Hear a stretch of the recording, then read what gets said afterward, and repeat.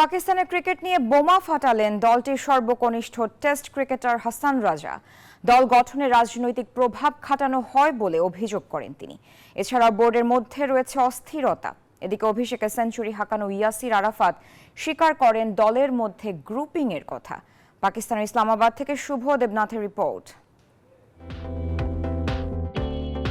Unpredictable Pakistan. দীর্ঘদিন ধরে তাদের ঘরে নেই কোনো আইসিসি শিরোপা। দিনকে দিন জৌলস হারাচ্ছে তাদের cricket.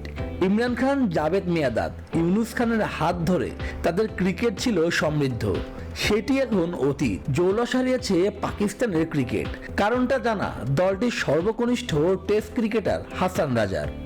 Last 2-3 years, political issues. আমাদের বোর্ডে রাজনৈতিক প্রভাব চলে, দল গঠনের ক্ষেত্রেও। এমনকি নির্বাচক, বোর্ড সভাপতি কেউই বেশি দিন থাকতে পারে না রাজনৈতিক অস্থিরতার কারণে। এভাবে চললে ক্রিকেট উন্নতি সম্ভব নয়। এসব কারণে পাকিস্তানের ক্রিকেট দিনকে দিন পিছিয়ে যাচ্ছে। But that's the problem. If at least you give it a chance as a chairman. Champions ট্রফিতে হাত দিয়ে শুরু স্বাগতিক পাকিস্তানের। ক্রিকেট উন্নতিতে মনোযোগ কম বোর্ডের। নিয়মিত আয়োজন করা হয় না লোকাল টুর্নামেন্টও। সে কারণে কোয়ালিটি সম্পূর্ণ ক্রিকেটারের সংখ্যা কমে যাচ্ছে অভিমত হাসানের। Bowling side and as all-rounder. শুধু পিএসএল এই টাকা ঢাললে হবে না, আরো দুটো ফরম্যাট রয়েছে, সেদিকেও খেয়াল রাখা উচিত। আমি ফার্স্ট ক্লাস ক্রিকেটে 13,000-এর উপর রান করেছি। এটার জন্য কঠোর পরিশ্রম করতে হয়েছে।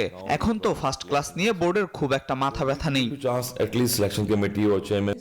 পাকিস্তানের জার্সিতে 25 টেস্ট ও 56 ওয়ানডে খেলেছেন ইয়াসির আরাফাত। জাতীয় দলে তার ক্যারিয়ারে জবনিকা ঘটেছে বেশ আগেই। বর্তমান পাকিস্তান ক্রিকেট দলে গ্রুপিং সম্পর্কে জানা রয়েছে তারও। Well, I don't believe in this grouping thing because দেখুন, এক দলে বড় দুই তারকা থাকলে গ্রুপিং হয়, সেসব দলে প্রভাব পড়ে। বাবর রিজওয়ানদের গ্রুপিং নিয়ে আমিও শুনেছি, তবে তারা পেশাদার ক্রিকেটার, সবকিছুতেই মানিয়ে নিতে পারে। जहां पे दो आपस में लड़ रहे हों। 1992 সালে ওয়ানডে বিশ্বকাপ জেতা দলটির ক্রিকেট বোর্ডের অস্থিরতা দিনকে দিন বাড়ছেই। সেজন্য বিগত কয়েক আসরে দলটি আইসিসি ইভেন্টে মুখ থুবড়ে পড়েছে। শুভ দেবনাথ, নিউজ 24, ইসলামাবাদ, পাকিস্তান।